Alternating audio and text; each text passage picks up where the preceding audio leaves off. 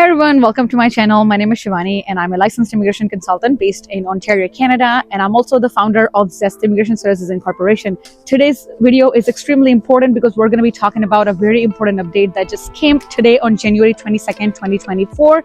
Now this update is regarding study permit, post-graduation work permit, as well as spousal open work permit. There are many extremely important changes and updates to all of this. So it's important for you to watch this video till the end, because if you are applying for the study permit, or if you've already done one, and if you're planning to call your spouse on the spousal open work permit, or if you're looking to get the post-graduation work permit, it's extremely important for you to know these updates. So stay tuned and watch this video till the end. Today, on January 22nd, 2024, the Canadian Immigration Minister announced new measures to curb the number of international students coming to Canada amid a nationwide housing crisis.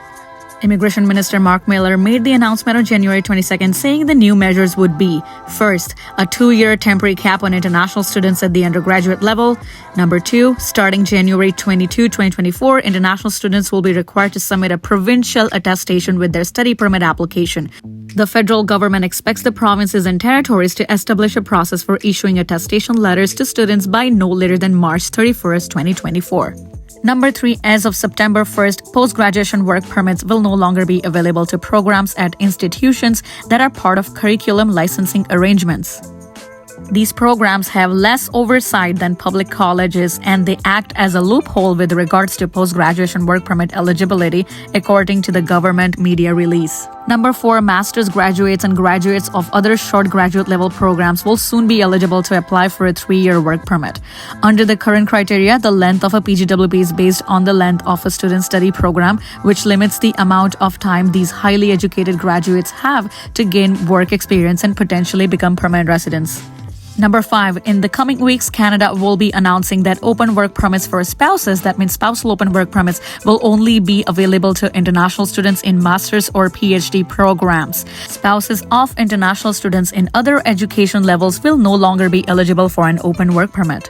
It is important to note that the cap will not have any effect on study permit holders currently in Canada, including those looking to extend their studies. The 2024 cap will result in 364,000 approved study permits, a decrease of about 35% from 2023. The cap for 2025 will be reassessed by the end of this year. With the cap, the number of new international students' arrivals to Canada will equal the number of students whose visas expire. The effect will be that there will be no increase of international students in Canada. The measures comes as Canadians grapple with affordability and housing availability. Between October 2022-2023, Canada's population grew by 1.25 million, with a growth rate of 3.2%, the quickest since the 1950s. Most of that increase was from temporary residents, such as international students and temporary foreign workers. It is also extremely important to note that the caps will be based on population by provinces. Therefore, some provinces will see much more significant reductions. Some provinces will be able to increase their international student intake, while other provinces could see decreases.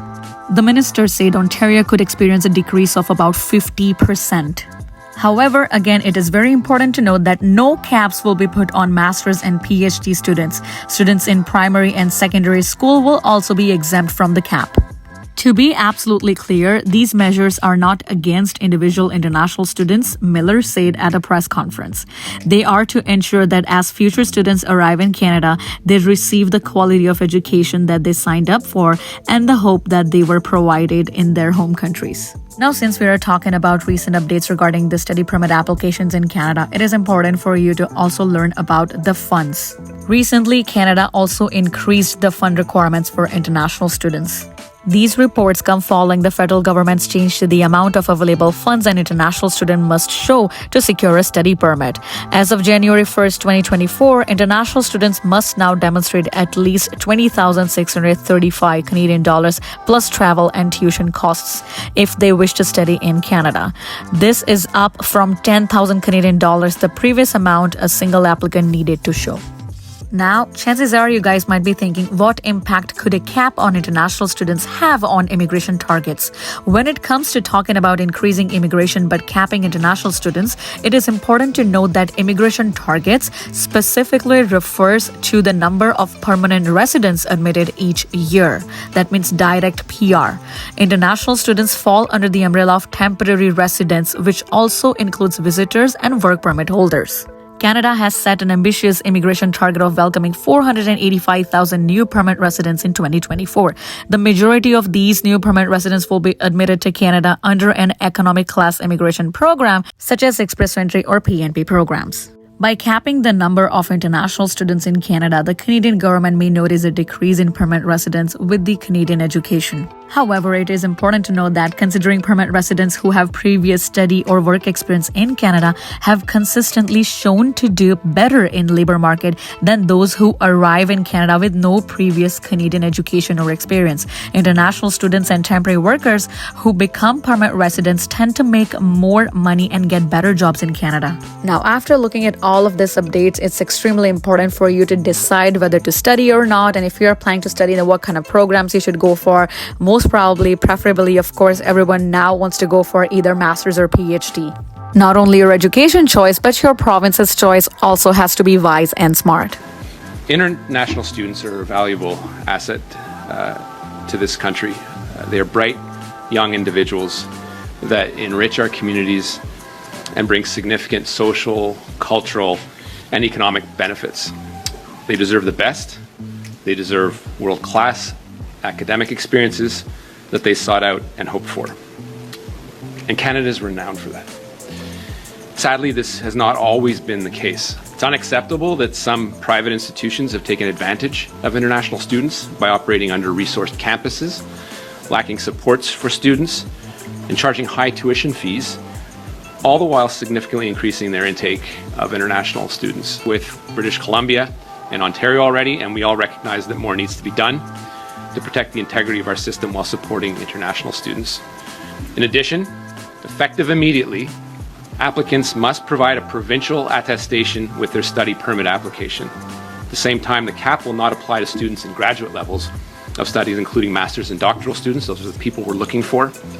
Study permit applications at the elementary and secondary school levels will also be exempt. As of September 1st of this year, postgraduate work permits will no longer be available to public-private institution models. Thirdly, in the coming weeks, we will be announcing that open work permits will only be allowed and be available to spouses of international students enrolled in master's and doctoral programs, as well as professional programs such as medicine and law. Spouses of international students enrolled in other levels of study, including undergraduate and college programs, will no longer be eligible. To be clear, the cap will not apply to applicants within Canada looking to extend their studies, as it wouldn't be fair to prevent someone from finishing the program, nor will the cap have an effect on study permit holders currently in Canada. These temporary measures will be in place for 2 years, and the number of new study permit applications that will be accepted in 2025 will be reassessed at the end of this year. If you are planning to come to Canada, then it's crucial to take some legal advice before you plan, because there are many programs and it can be confusing for you if you are just doing a research on your own. So yes, if you wish to discuss your immigration case with me, then feel free to contact us at www.zestcanada.ca, or simply go to the description box of this video. You'll be able to find a link to book a consultation with me. There are 3 types of consultations. One is virtual, regular virtual general consultation, which literally anyone can book from anywhere in this world. A second is urgent appointment, which is also virtual. So if there is, if you are in urgent need of consultation, if there's something that you'd like to talk about just in a few days, then feel free to book that one as well. You can book it from anywhere on this planet. And the third one is in person. That's for the people in the province of Ontario or someone who's located close to their office in Waterloo, Ontario. I wish you guys all the very best. And again, feel free to stay in touch, stay tuned. There are more and more videos coming on this channel, and take care. All the very best. Bye.